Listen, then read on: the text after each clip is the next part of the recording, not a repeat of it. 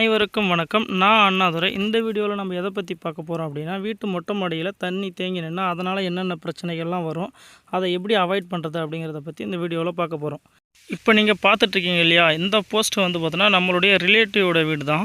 இந்த roof concrete போட்டு minimum வந்து பார்த்திங்கன்னா 1.5 வருஷம் ஆயிடுச்சு. மற்ற வீட்டு வேலைகள் எல்லாமே முடிஞ்சிச்சு. ஆனால் மேலே வந்து பார்த்திங்கன்னா நம்ம வந்து ரூஃப் காங்கிரீட் போட்டதோடு நிப்பாட்டிட்டாங்க. அதுக்கு மேலே வந்து பார்த்தோன்னா தண்ணி அவுட்லெட் போகிறதுக்காக வழி கூட வைக்காமல் எல்லாமே பேராப்பட்டு வாழை வச்சு சுற்றி 4 பக்கமும் வந்து பார்த்திங்கன்னா லாக் பண்ணிட்டாங்க. அதனால் மழை தண்ணி வெளியில் போகிறதுக்கும் வாய்ப்பு இல்லாமல் மொத்த தண்ணியும் மெத்தையிலேயே தேங்கி நிற்கிது.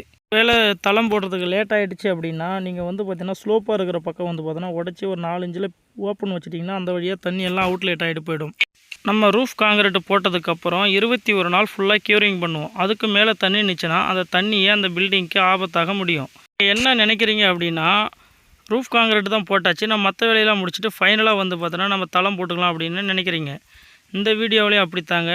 வீட்டு வேலையெல்லாம் முடிஞ்சிச்சு. ஆனால் மேலே தளம் போடாமல் அப்படியே நிற்கிறதுனால மழை தண்ணி, இப்போ மழை சீசன் ஆரம்பிச்சு மழை தண்ணி எல்லாமே தேங்கி நின்று அதை ஃபுல்லாக இன்னரில் வந்து பார்த்தோன்னா லீக்கேஜ் ஆகுது. இந்த சைடில் பார்த்தீங்களா, இந்த டார்க்காக தெரியுது பாருங்கள், இது எல்லாமே வந்து பார்த்தோன்னா மழை பெஞ்சு அந்த தண்ணி மெத்தையில் நின்று அது வழியாக இன்னரில் வந்து லீக்கேஜ் ஆகுது.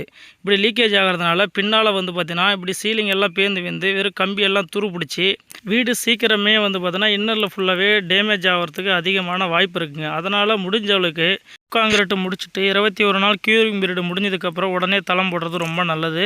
அப்படி தளம் போடுறதுனால அதுக்கு மேலே யூஸ் பண்ணுற தண்ணி ஆகட்டும், மழை தண்ணி ஆகட்டும், எந்த தண்ணியுமே மெத்தை மேலே நிற்காது. அதற்கான ஸ்லோப் கொடுத்து நீங்கள் அவுட்லெட் கொடுக்கும்போது தண்ணி எல்லாமே வெளியாகி போயிடும். ஸோ இந்த மாதிரி நீங்கள் பண்ணுறதுனால உங்கள் வீடு வந்து பார்த்தோன்னா எந்த பிரச்சனையும் இல்லாமல் நீண்ட நாட்கள் வந்து பாதுகாக்க முடியும். நன்றி, வணக்கம்.